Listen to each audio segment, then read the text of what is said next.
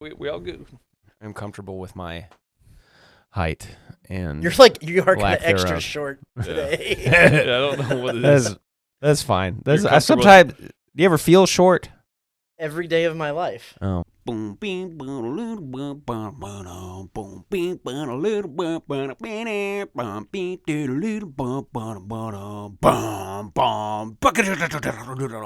going on, everyone? This is the Aggie Gameday Extra Podcast. I'm senior Texas A&M sportswriter Travis Brown here at KBTX, alongside maybe the busiest man this week. That is meteorologist Max Crawford, chief meteorologist Max Crawford. Whatever. You call me whatever. Yeah, it's nice to get like a little break from this, though we are going to talk a little bit of weather at the end of this, just how things look. 'Cause that's what's going to be going on around the SEC. I'm telling you, man, from here to the Carolinas, there's going to be stuff.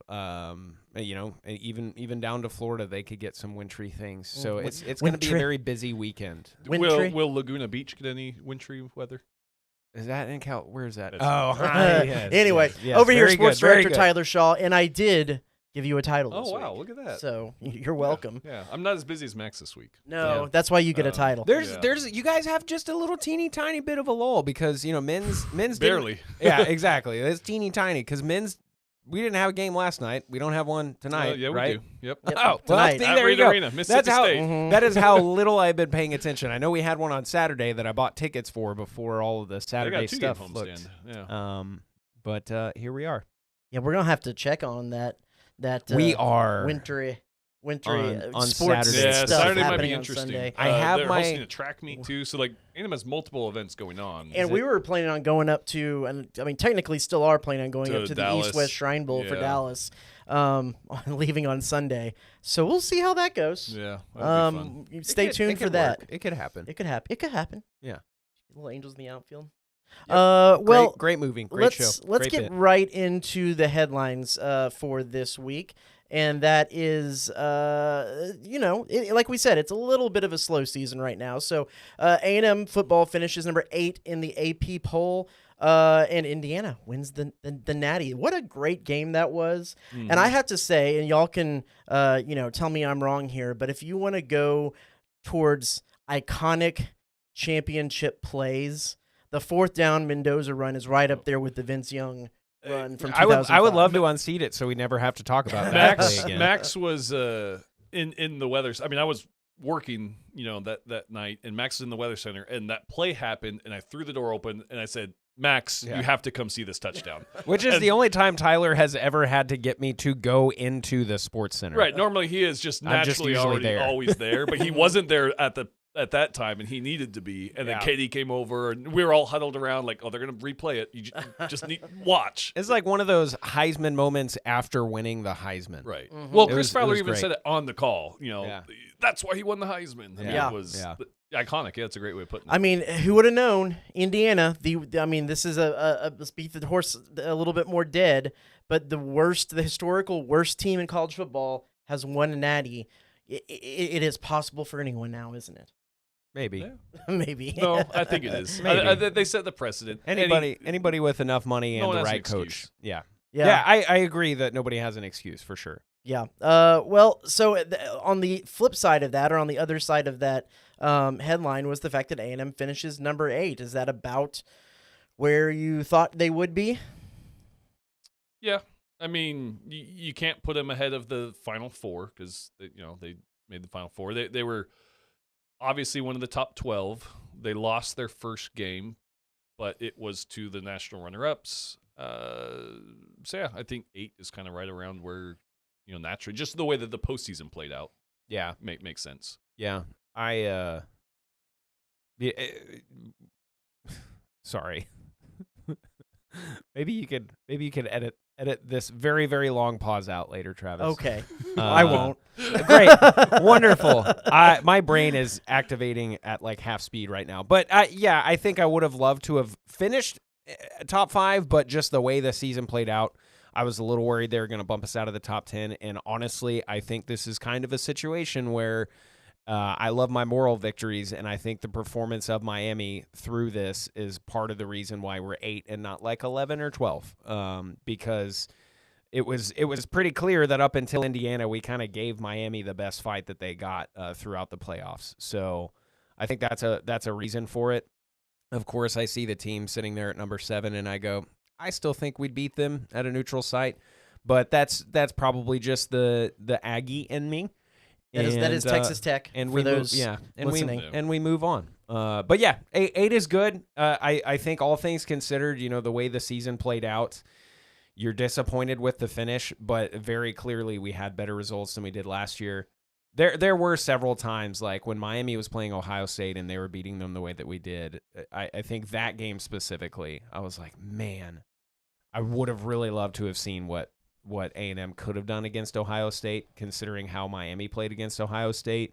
But eventually that argument kind of fades, right? Because they get deeper and deeper into the playoffs, and who beat who is who beat who. Then Texas starts to wonder, what if we made the playoff? Could we? Sure. And there's always going to be the what ifs to go along with that, but yeah, I mean, it was a fantastic season. Like you can't take away from it just because we lost the last 2 games in the way that we did. It was still such a great ride, and I think when I look back on it, yeah, there will always maybe still be that little bit of a sour taste in my mouth, mainly with the way that we finished the regular season, but like a little bit about the playoff too. But the bottom line is I think the trajectory of this program is very clearly on the up. I'm going to do one of those great radio reporting things and say, I don't know the answer to this question, but you look at this, the other thing that really stood out to me about this final AP poll, 6 schools from Texas in the final. And I don't know. Connor Wigman's U of H. Right. When maybe the last time that would have been. I think it's a first. I haven't gone through and verified all that, but for a final poll, I don't think that's happened before. And then just 2 spots, 3 spots in receiving votes is SMU. That's 7. Yeah. And to see that, and the other part of this, number 22, the last, if you want to go with 7, the last 4 is Houston, North Texas, TCU, and SMU. Yeah, historic football powerhouses, It is. right? It is the shunned of the Southwest Conference. Yeah, plus North Texas. I was gonna say maybe in the Southwest Conference days, like the mid to late '80s, when Texas, A&M, SMU were all good. But Baylor and TCU, right? Yeah, but I don't know if you exactly. got 6 of them. Yeah, and there wasn't as many FBS schools then. So this is pretty cool. That had pretty to cool be to has to be pretty close to a first, if not a first. So transfer window closes. Not much to change since we talked about this last week. In fact, really nothing has changed. We can just kind of roll through a few of these commits here. We mentioned Houston Thomas, the local kid. David Olano is the kicker. That was a big key piece there. Keep going. Anto Saka was one of the later guys in that, and CJ Mims, a defensive lineman. They really bolstered the offensive line and the defensive line out of the portal. Anything quickly that kind of percolated in your brain from the last time we talked about this last week with any of these guys that got in here, or kind of where this transfer class sat with the Aggies? I still think it's a really good balance of like proven talent and some guys who are really, really coveted out of the portal, and some younger dudes who I think would kind of be more depth pieces and just bolster the roster in general. I think we're going to look back on that Ricky Gibson pickup and say that was kind of an underrated pick, because that was kind of still in the Cam Coleman sweepstakes, and then all of a sudden it was like, oh, we got this guy who was the starter at an SEC school, and I think that he's going to probably be the projected starter at cornerback, opposite of Des Ricks. And I think we're also going to need the Tulsa linebacker Coney. Yes. I think we're going to need him to step up in a big way. And I don't know that I realized how good / talented Isaiah Horton is. I think I was victim to a little bit of the we didn't get Cam Coleman thing. and not really realizing, at least at first, and when we recorded last week, that he's really, really good. There's number 2 wide There's receiver. an out of Alabama Portal. fan in this office that's really She upset. was mad.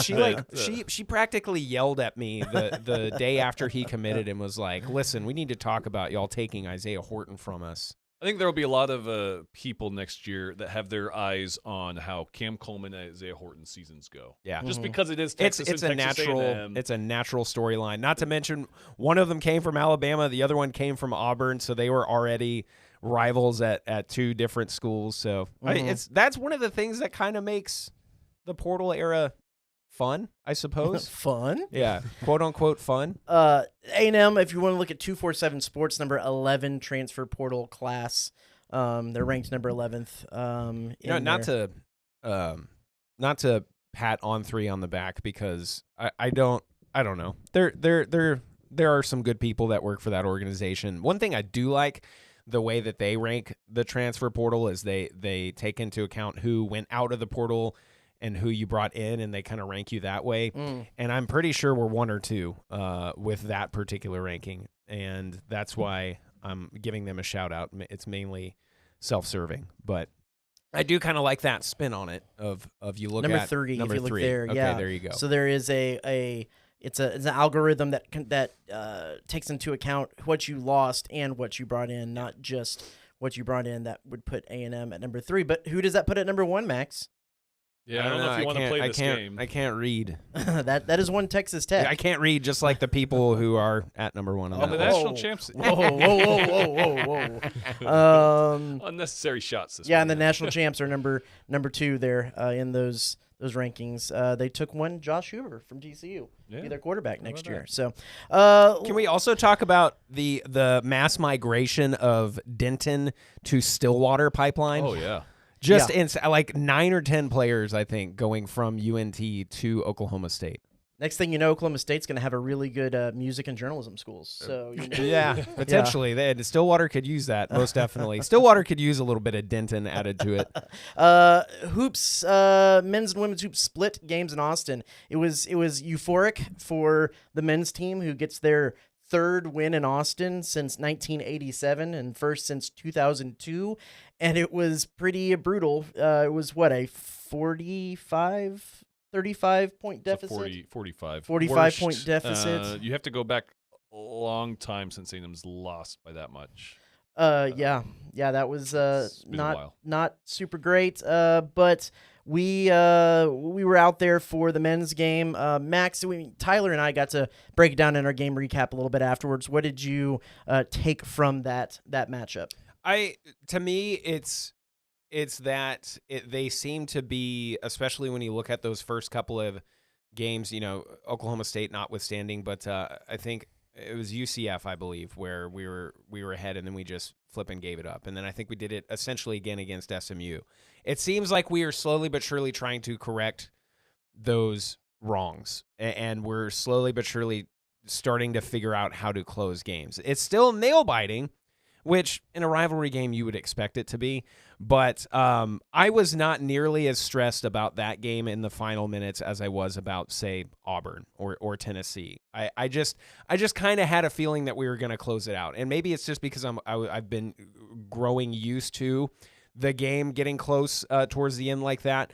But I think we kept them at arm's length enough to even allow that last minute or so. Can we take it through and give it up? Sure. For those watching here, give a little hand clap for Ruben Dominguez hitting a mid-range jumper in buckyball. When he went up for that, I texted Tyler and was like, "What's he is doing? he gonna have to run sprints for taking a mid-ranger?" Yeah. Well, what about this one? Yeah, that Vincent dunk was Jamie Vincent poster. awesome. Mm-hmm. That was really, really that cool. was the first one of the two he had in the game that we're watching right now. You know what I also, and then I'll let you guys talk about actual ball knowledge. This brought me back a little bit to the like the mid to late 2000s Texas and A&M hoops rivalry, because to me that was when it was among the best. Like when it was our obviously Billy Gillespie, but even our Turgeon teams.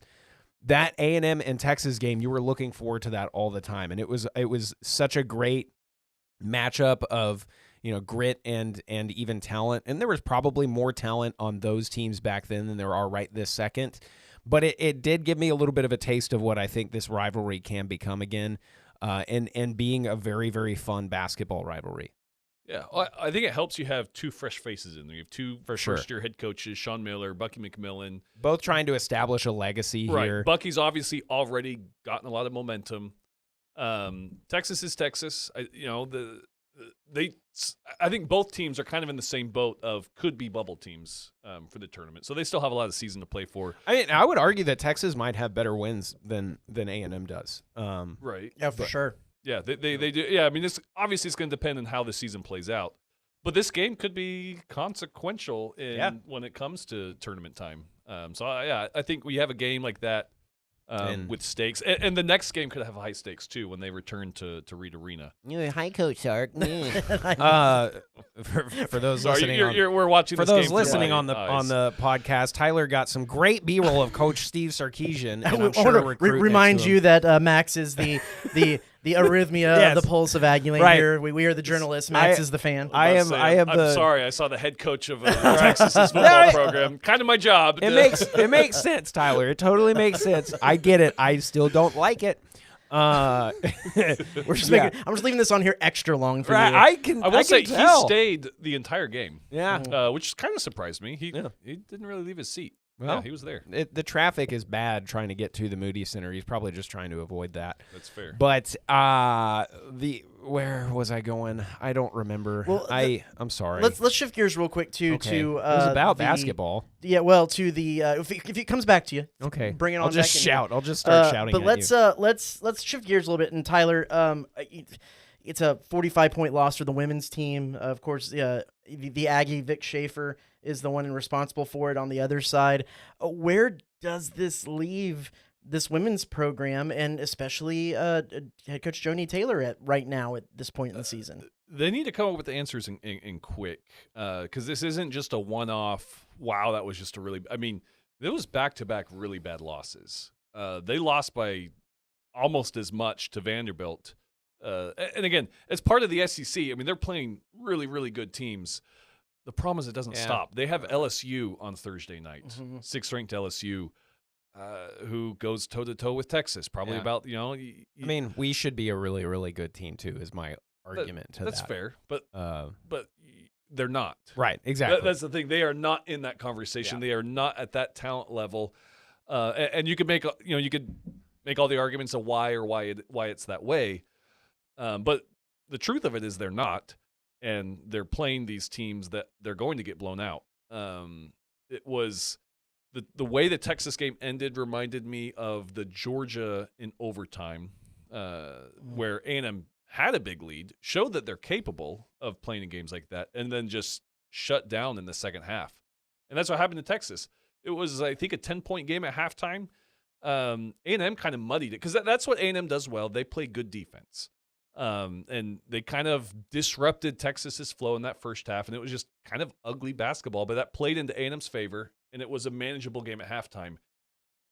And then you just come out completely flat in the second half, let Texas get running in transition and get in their rhythm, and maybe it just got out of hand. Maybe Joni needs to take a page from the Buzz Williams book and just make them hang out in the loading dock at halftime. So I asked her, she said, I wish I knew the answer. Like, maybe we don't go to the locker room at halftime. Maybe we come out sooner. Maybe they need to do something to shake it up. I don't know. There was one of those games in the Buzz era where they just stayed on the court. Stayed on the court. Yeah. And maybe that's what Joni's squad needs to do. I don't know. I mean, when it comes down to it, they do not have the talent on this team to compete with those upper echelon teams. But that's not to say you should lose by 45 points. Sure, and you got to get your wins elsewhere too, right? And they're not getting those wins elsewhere right now. They've gotten a few that they wouldn't have last year. So I've seen improvement from last year's team. But man, there's a tough road ahead. I mean, they've got LSU, they've got South Carolina coming. It's not going to be easy. It makes March not quite as fun, because like for a little while you would trust a Gary Blair coach team to get in the tournament.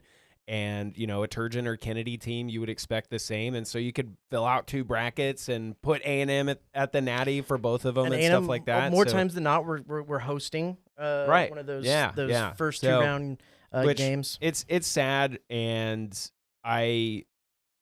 you will never, ever, ever hear me on here talk about somebody needs to lose their job for this or that, the other, unless it's for something absolutely egregious and not related to the results on the court or field. But some sort of change probably is inevitable at this point. I believe her contract runs through next year. And that's going to be a decision that the athletic department's going to have to make at the end of the season. Do you part ways a year early? Yeah, or I don't know. Do you let it ride out and see if the ship can get right? I don't know. The problem is, like Max, you said you want them to be one of those top teams. That's not going to happen unless they invest. Right. And do you? I mean, not to keep like tooting this horn, but do you have a baseball hire to make at the end of this spring as well? And that might go into it as well. I think it probably will, depending on how some other things shake out. Right. Well, let's move on to another one of the women's sports, the diamond sport. Softball comes in at preseason number 11. We actually got to talk to head coach Trisha Ford here a little bit. Was it yesterday? Kind of previewing the season. Asked her a little bit about probably the biggest question of the season is how do you replace Emily Kennedy, and there's one particular player there. They have a pretty good depth at pitching, but there's one particular pitcher that is going to probably step up and take over a lot of that responsibility. So here is head coach Trisha Ford talking yesterday about what's going on in the circle. Emily back? No, okay. It was exciting, to be honest with you. I mean, Sydney Lessentine last year, I put her in some tough spots, especially at the end of the year.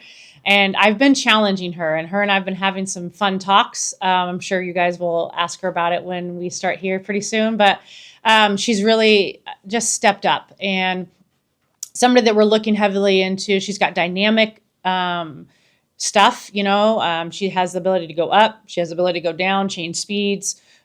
So we're excited. We're excited about her taking that next step in her sophomore year, leading this program. So Lessentine is going to be kind of the one to carry a lot of that weight, and she's still a young pitcher, but Trisha Ford, as she mentioned, got her in some of those key positions, some high-pressure positions last year to kind of get her ready for this. Yeah, and I think that's going to be the key to this team is she ready for this? From a lot of their pitching staff, you've seen glimpses. The biggest thing is just there hasn't been the consistency before then because Emily Kennedy is really just taken on the bulk of the load when it comes to pitching the past few years. Last year was a little bit where you started to see more of a complete, bullpen, if you would, out of that pitching staff. And that's why they rose to number one by the end of the year because they had some more support. So will they have kind of that All-American like Emily Kennedy? I probably not. But if Lessentine is kind of ready to take on that role of being the go-to person, this could be a dangerous team. You're right. It doesn't seem like it's necessarily a squad that has the superstar. The high end might not be as high, but I think the depth is greater. There's more arms that have more experience. They can go 6, even 7 deep, whereas especially towards the end of the year last year, they were rolling with maybe 3. Outside and that of was Emily. more depth than they've had in previous years before that. Right. And so I think that'll be interesting to see how that pans out for them in the ability to maybe be a little bit more versatile in the circle instead of just having one power arm going into it. My biggest thing, I'll be interested with softball, and Max, you're going to love who comes to Davis Diamond opening weekend is Texas Tech. And Texas A&M. That'll be first, tough, man. First Saturday of the season. That's the thing is, they're number 11 preseason. They lost a lot from last year's squad, but they still have a lot of talent. I think they could be, in contention again. But then you look at the teams like Texas Tech and Texas and what they've done with their softball programs. It'll be interesting to kind of compare that in state, how they stack up against those kind of teams with the talent that they have. Yeah, the schedule. I mean, it's always like this in the SEC, and we talk about, SEC football, and then we talk about SEC baseball, but I mean, really, where things are the craziest to me year in and year out, especially with OU and Texas now, the softball in the SEC is insane. So they're going to be battle-tested by the end of the season, and that's why I think, there will be some series that will be very, very crucial for seeding and stuff like that, but I still have faith that this squad will be battle tested enough to whether we're hosting a regional or super regional or not. I think that we will have every opportunity to get out of a regional and then duke it out with probably another SEC team in a super to try to get to Oklahoma City. And so I think that that's the expectation that I have with the Tricia Ford coach team is, last season notwithstanding, I think you assume that you at least get to a super every single year. 12 of the top 25 teams are in the SEC. There's only 16 SEC teams. 2 others are receiving votes. So you have 14 of the 16 teams in your league It's crazy. that are ranked or right on the cusp. And we're just, 2 or 3 seasons? It was before OU and Texas were in the league, but 2 or 3 seasons removed from when every team made the NCAA tournament. Yeah. Yeah. That was wild. It is the gauntlet that people like to think that football or baseball is. It's insane. And like the job that she did last year with that, it was nothing short of incredible. Obviously the postseason was what it was, but 2024/2025 in general was just a really odd year for sports for the Aggies. So I'm just going to chalk it up to that. I have faith that Trisha's going to get it done. Over 40 years ago, my parents started C&J Barbecue, and today we continue to honor Dad's legacy with the best barbecue in the Brazos Valley. With locations on Harvey Road, Southwest Parkway, and our newest location on William Joe Bryan, we carry on our family tradition of serving up award-winning barbecue, sides, and desserts. We also offer delivery, catering, as well as custom menus and private chef services. Come visit us today for some of the best barbecue around. C&J Barbecue. The C is for Chip, the J is for Joe, and the barbecue is for you. Well, let's go ahead and get into the conversation here for this week, and it's one that we're bringing back from last year. The way too early SEC rankings. That is we right as soon, literally minutes after the confetti falls in the national championship game. Organizations start putting out their way too early rankings of where things should be at the start of the season in 2026. Most of those are a top 25. Last year we looked at the SEC, but we'll first take a look here at where A&M landed in some of these way too early rankings. The lowest, there was other ones that I didn't put on this graphic. The lowest I saw A&M was number 12, and I believe that was Sporting News, ranked number 12. The highest, as we have right here, is CBS Sports at number 6, and then everything is kind of in between there. Yahoo Sports have them at number 8, ESPN number 10, Sports Illustrated number 8, The Athletic is number 11. What do you think? Way too early where A&M fits into the national top 25 position. This is the national ranking, not the SEC Correct. ranking. This is national. Yeah, that makes Got more it. sense. I was gonna say, 11 man, better than Yeah. SEC. This is national, Okay. top 25. Got it. That's not where my head was at. I was like, golly, man. Yeah, anywhere around 10. I think this is top 10. Yeah. I have a hot take. I think this is perennially what we should expect. Unless we had like an Indiana run where everybody's a senior or graduate senior type of deal, I think this is about what things should look like with an Elko programmed team.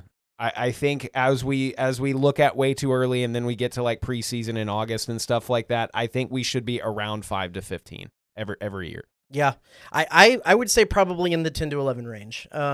And we'll get into some of reasoning why for that. Tyler, I mean, is this about where you would expect to put him? Yeah, probably. I mean, it's one of those things that, it's way too early, so I don't think there's anything that you need to knock them lower for than around that.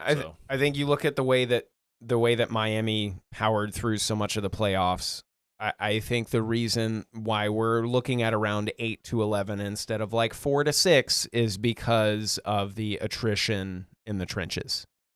I think if our offensive line, defensive line situation was a little better, like if we'd have gotten Besantis to stay and maybe got like one different marquee pickup in the portal at O-line, I think it would look a little bit different. But yeah, I think that's the biggest thing. The biggest question Max, that do you just people who go? actually know ball have. No. You want to go first? No, I sure don't. I think you should go first since you were leading us right in here. Max, what is your way too early SEC rankings. We call this a power rankings or what? Yeah, sure. Okay. Well, so if you don't have the video up, which most of y'all don't, I refuse. I flat out refuse. And this is all biased to put that one team up at number one, and I think for good reason. I've got Georgia at number one.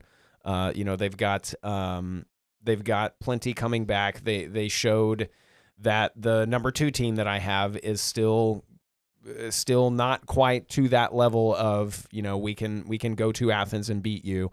I was a little bit surprised. Texas at number two. I was a little bit surprised when I kind of started everything else because to me it was pretty clear cut. Like, okay, Georgia and Texas are 1 and 2 in some order. And then after that, it got kind of confusing pretty quickly. And so once I started to actually kind of think about things, I thought, well, Oklahoma's probably got to be up there. And if you don't have Oklahoma in the top 5, I think it's kind of silly just based on the performance that they did last year with not great quarterback play, with really not great offensive play in general. They still made the playoff. Exactly. Yeah. They still made the playoff, and a lot of the quarterback play was because the quarterback was hurt and coming back, and that quarterback comes back this year. And then at one point I had Ole Miss up there, but I was actually surprised at how much I was rooting for Ole Miss in the playoffs. I don't think that luster is going to stay. I think that they are going to come back down to earth, but I do think that they still have a lot of talent. I mean, they've got Chambliss coming back, and they have plenty. Lacey, I believe, is also coming back. So they're going to have a ton of talent. I think it remains to be seen if Golding can maintain that level of success and want to, and just performance from a team over the course of a season. And so that's why I ultimately switched them with LSU that I have at number 4. Then I've got the Ags at number 5 because I think we have a lot of key pieces returning, especially with experienced quarterback play. And maybe that's a hot take in this day and age because some people all of a sudden think Marcel is the least clutch person ever, which that's like the one quality he for sure does have. Exactly. And I'll talk about that till I'm blue in the gills. But and then kind of surprising, I've got Alabama at number 7 because I don't think that they're better than anybody above them. And they lost a lot of players, but the only reason I don't have them at number 10, maybe there's a little bit of the logo effect there, but I also think that DeBoer is a really good game time coach. And so I think that he could still out scheme a lot of these other teams that might actually have more talent than mighty Alabama. And then it's kind of a hodgepodge after that until you once again get to the Kentucky, Mississippi States, and Arkansas of the world. I do think that Kentucky made a really interesting hire. They picked up some good portal pieces, and so I think they're going to surprise a couple people next season. But I don't see them getting up above where I have them right now. So the rest of it is kind of like we were looking at it last year and saying, take your pick between 4 and 14 almost. Yeah. I'm going to guess we all kind of have the same top and very bottom of these. Yeah, I'll go ahead and go next because and for me there was it's kind of what you were saying. There's 3 definitive tiers. I feel like there is kind of the top 2 because we both had Georgia, Texas, and in fact I think we both had all 3 had Georgia, Texas, LSU if I'm not mistaken. In our top ones, you had Oklahoma and then LSU. So there's Georgia, Texas. We kind of all agree that that's the upper echelon heading in. Then there's this kind of middle, jumble. And then pretty much once you get to 8, everyone below 8, it's I don't know, man. That's really where you throw a dart because a lot of those teams are bringing in new head coaches and lost a lot and are bringing in a lot. And so it's really hard to see. I have LSU at number 3. I think that they, of course, Lane Kiffin is got that moniker, the Portal King, for a reason. They've had a pretty solid portal class. They're bringing in a pretty experienced, good quarterback. I think you talking about that glimmer that Ole Miss had last season. I mean, most of that is because of it's the way that Lane Kiffin built that team, even if he wasn't still around. And some of that I probably will be pretty immediate at LSU. Chambliss is a great quarterback, and if they, I believe there's still some issue with. Yeah, it's not official. He's coming back. Right, he needs to get a waiver. Well, and even if he doesn't, Simmons is great too. Yeah. So I mean, I think Ole Miss has some momentum. I agree with you in the fact that probably after this year, it might start going a little down before it comes back up. Just as that's a good point. Like this season is not necessarily a mulligan by any stretch, but like you feel like this season you almost expect more success than a season or two after. Correct. So that's when you really discover like how good is Golding at building a program. I liked John Mateer early in the season. I thought was behind him as an early Heisman candidate for what he was able to do before he got hurt. I think pretty much everything after that was because he got hurt and can't try to come back way too early. And so a healthy John Mateer for a whole season is going to be really interesting. I think you put Oklahoma up there. I have Texas A&M at number 6, and it's the lowest of the three of us because there's just so many question marks in the trenches. And if Miami said anything about anything this year, that is really good offensive defensive line play can get you to a national championship. And I think that's what was one of the strengths of A&M last year's season was offensive and defensive line play. So until I get a better indication about how good some of the pieces that they brought in are and mesh together into the system, have them at number 6. Tennessee, this is where things start getting a little murky. Tennessee, I like Josh Heupel. I like what they're building there. I think Alabama is going to kind of what we were talking about with Ole Miss. I think that they're starting to face the reality that just the name and the logo alone isn't going to necessarily recruit.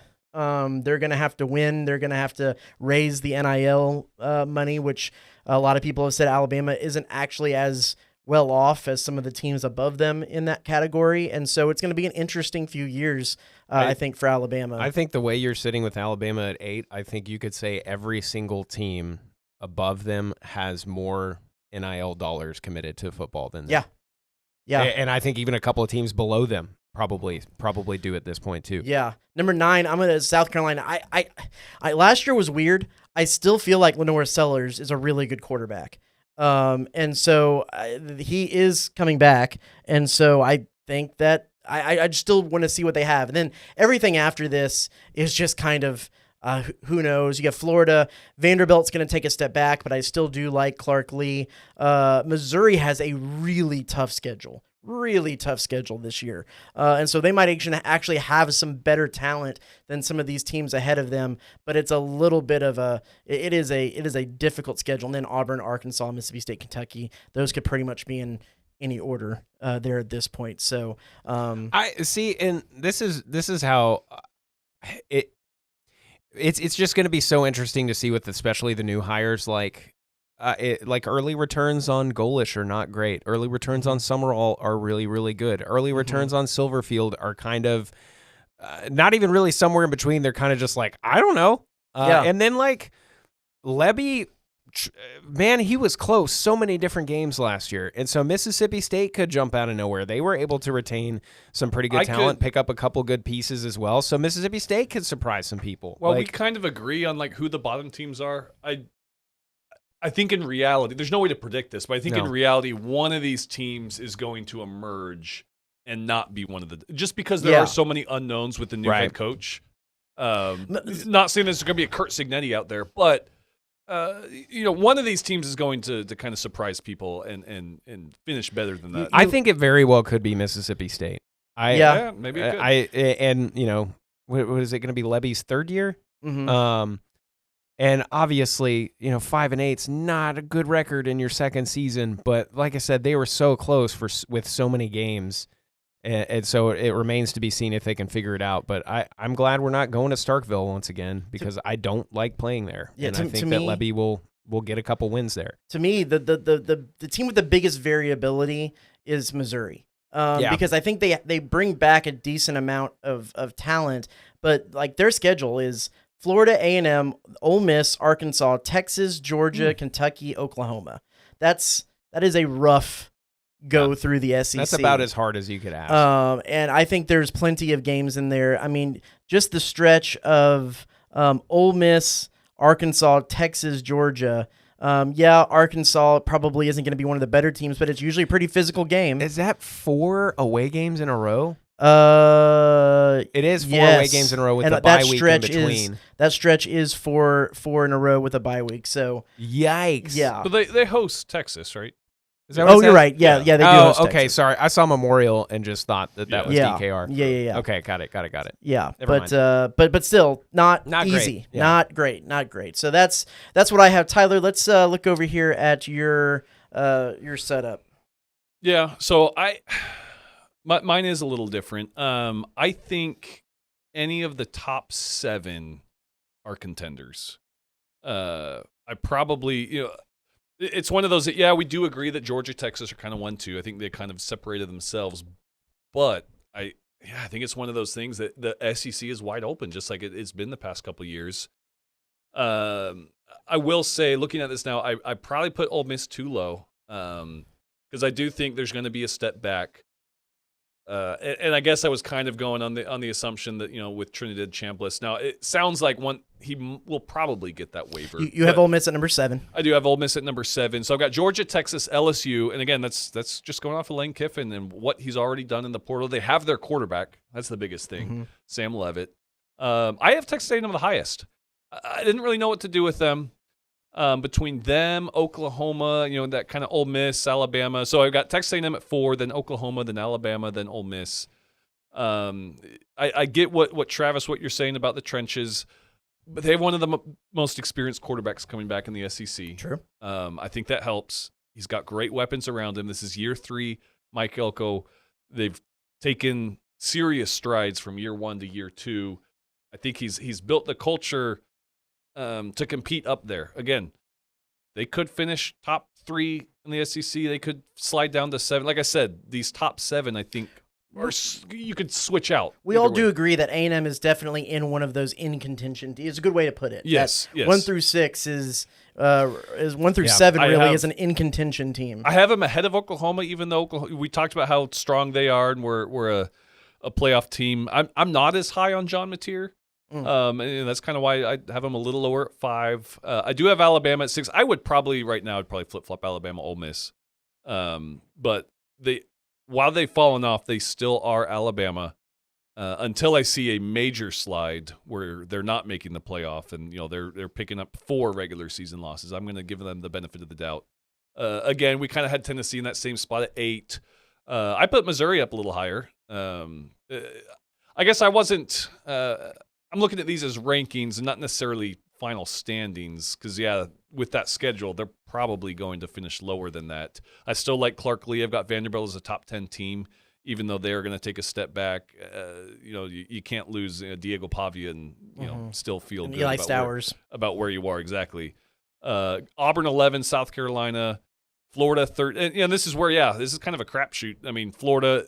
I've got Kentucky 14, then Mississippi State, Arkansas last. I just don't know about Silverfield. People have there's been a very, very reasonable debate about whether the Big Ten or the SEC, et cetera, are the marquee conferences in the U.S. And maybe it's just because we report on the SEC all the time, but it does say a lot that we're arguing about the bottom feeders. That I mean they've all got talent and they all have very capable coaches and stuff too. So I'm not going to sit here and say irrelevant. Right, exactly. I think that's the difference. Is other conferences you have the teams that are just perennially bad and there's a better chance that one of those teams is going to steal a win probably than the lower half of the Big Ten. Like you said, Missouri was your most kind of volatile. Could go either. Mine's Kentucky. I'm at 14. I really like Will Stein. Yeah, I think I think he's going to build something. Now, maybe it's not this year. Maybe it takes a couple of years. But maybe it's a little early. Maybe next year is a big breakout year, and maybe they finish top 10 in the SEC. There's a quarterback that they picked up that I can't think of, but I remember seeing that and going, oh, okay, well, maybe they will make a little bit of noise. Kentucky's done some good things through the transfer portal. That's another situation where I'm like, or maybe it was Nick Anderson that they picked up. I don't know. I know they got a couple of decent pickups that I was like, oh, okay. But that's kind of one of those games that I'm like, you know what? I'm just glad that we have them early in the season. They got the 4-star from Notre Dame, Kenny Gotcha. Minchie. Okay, well there you go. But yeah, I'm CJ Baxter from Texas. That's going who to it was Kentucky. that I was thinking of. Yeah, exactly. That's a big name. So I'm glad that we get to play them in September or whatever it is because I don't want to mess with them a little bit later on in the season. I used to always say that about Auburn. That I would always want an Auburn matchup early in the season. because of either freeze and then before that because of the Gus bus. But Kentucky's kind of my team like that this year. Yeah. Well, so closing thoughts. You raised a good point. I think the biggest argument right now coming out of the bowl season, the playoff season, is, where the Big Ten and the SEC lie. This is the third straight Big Ten national champion. If you want to look at the top end of things, different champion too. A different champion, yeah. I think for me, through the 2010s and early 2020s, yeah, the SEC was the strongest football league, and it was there wasn't much of an argument now. I don't want to say that just because the Big Ten won 3 national championships, that their whole football conference as a conference is better than the SEC, but I do think that it's moved back into the middle. I think they're both pretty comparable. I think that, yeah, probably there's some teams at the bottom half of the SEC that could still steal a win a little bit better than the bottom of the Big Ten, but they're pretty much mirror images of each other right now. Well, and there are people that would probably like to have a playoff where it's just the SEC and the Big Ten because they think those are the don't put that. Don't speak that evil. Disgusting. But yes, I think they are comparable, and it's funny. 3 national champions from the Big Ten. There could be what if Oregon won next year? Then you'd be 4 for 4 and all different, which is possible. That's why the Big Ten is stupid. Yeah. You want to elaborate on that? No, I would. I don't like either of them. I can't wait to hear Greg Sankey's spin on why he still thinks that they are the Premier League. Well, bookmark this now because I hate the SEC. I hate the Big Ten even more. But who's going to be the biggest SEC homer at the end of the season if A&M has 2 or 3 losses? It's going to be this guy. I hope y'all are ready for that conversation because there will be plenty of 9-3 teams in the SEC that will probably get in the playoffs over an 11-1 Big 12 team, or at least like a 10-2 Big 12 team. I think we need to get ready for that reality. That if an Arizona State or a Utah is in what BYU's situation was last year, maybe BYU's there again, I think we need to prepare for a 9-3 A&M or a 9-3 LSU getting in the playoff over a 1-2 loss in conference Big 12 team. I think we just 9-3 Alabama was a great.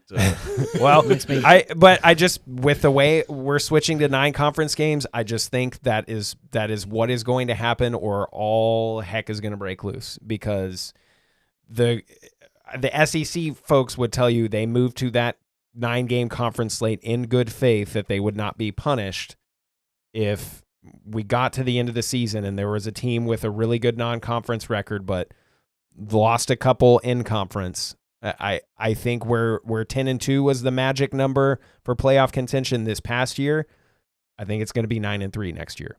That's just what I think. 9-3 with like a good non-conference. Yes, exactly. So it's not an automatic you're in, but it's a oh no. We're going to have a problem with this. More SEC teams that make the playoff next year? See, I don't even know if I'm ready to say that yet. I think it just kind of depends on how it shakes out. If it shakes out like it did in 2024, then yes. You're looking at the tiebreaker scenario, not necessarily kind of. Yeah. Because 2024, it was kind of anybody's race towards the end of the season. In 25, it was pretty clear it was going to be Georgia and either Alabama and A&M. You know what I mean? Yeah.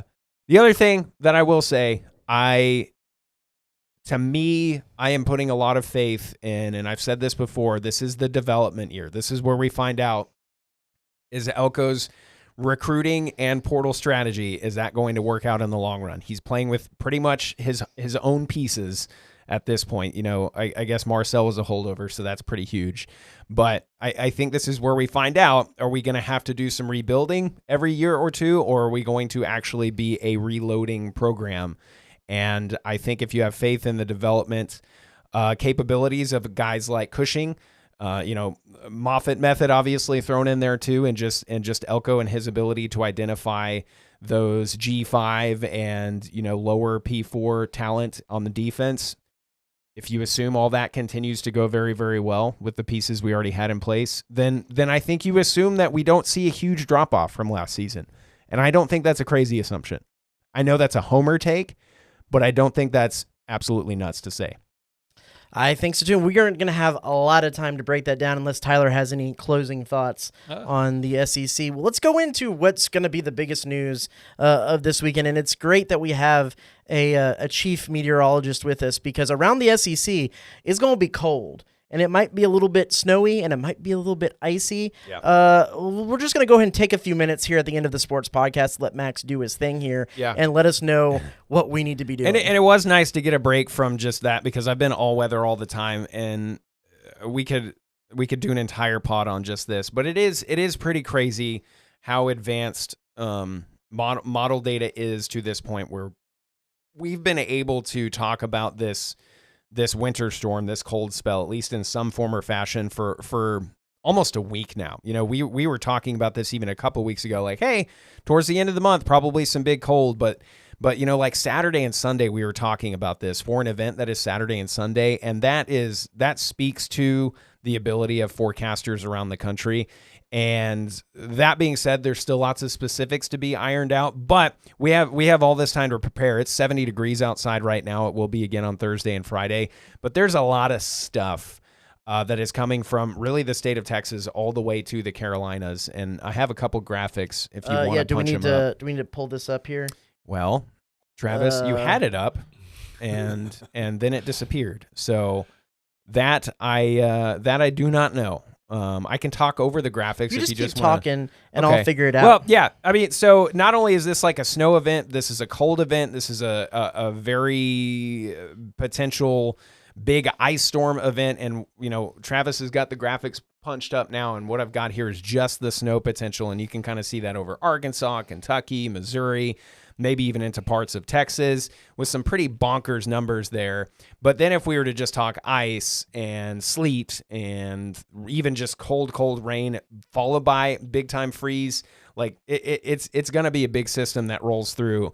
And right now, I think BCS, the Brazos Valley, is kind of right on the brink of, are we going to see mostly cold rain, or are we going to see mostly freezing rain and sleet? And as of the recording of this podcast, that is still anybody's guess, because it really just depends on how quickly we get down to freezing here at the surface. Winter storm watches, which will very likely be upgraded to winter storm warnings all across Texas, New Mexico, Oklahoma, Arkansas, Tennessee, and then even back into the Carolinas. And then the next biggest thing, if you're listening to this and you're a local, it is going to get really, really cold. That much we are certain of. Saturday night into Sunday morning, we're down into the low 20s, upper teens, and then we're probably going to get down into the teens one or even two nights, Sunday night, and then again on Monday night. So there's much discourse about this. There's, you know, obviously, if you want to trust your local guy, we've got everything you need to know on the .com and stuff like that. But somewhere there is going to be some pretty crazy ice accumulation. Hopefully it's not here. Right now I don't think it's going to be, but that power outage potential is very real from here all the way to the Carolinas. So yeah, it's going to be pretty cold, and I'm very curious to see how that affects a lot of the slate for both men's and women's basketball from Friday to Monday. You know what this means? That baseball season. Right? Yes, that's exactly right. It Winter means baseball season is approaching. So maybe we can knock this out now and not for opening weekend. That's exactly what I was going to say. Hopefully we're getting our winter storm out of the way, and we don't have to worry about that come baseball and softball seasons. Do you, as meteorologist, do not enjoy winter weather coverage? No. No. The answer is no. It's not, especially so. Like, one of the things that's really nice about, you know, the advance notice and stuff like that is that gives folks time to prepare and time to watch and time to fine tune things. But that also means that you are on for that much longer, and so you're just consuming weather information nonstop. And by the time you actually get to the event, you're kind of exhausted, and that can happen with severe weather and tropical weather too. But you know, winter weather, it's harder to forecast to me than tropical and severe weather. Maybe it's because I only really have to do it once or twice every couple years, but folks don't like cold here, and I completely understand that. And there's a lot of folks who are worried about the grid, and I completely understand that. And so yeah, winter's not my favorite. Do not like it. It's the meteorologist version of coaching search. That's what it sounds like to me. True. Yeah. Well, Either that or spring football. thank you, Max, for filling us in there. Thank y'all for listening. We'll be back next week as long as we're not frozen blocks of ice. And we'll give you lots of information, maybe from the East-West Shrine Bowl. We'll see, depending on the weather. But we'll also have lots of men's basketball updates and all the above. So thanks so much for listening. For Max Crawford and Tyler Shaw, I'm Travis Brown. This is the Aggie Gameday Extra Podcast. We'll see you next week.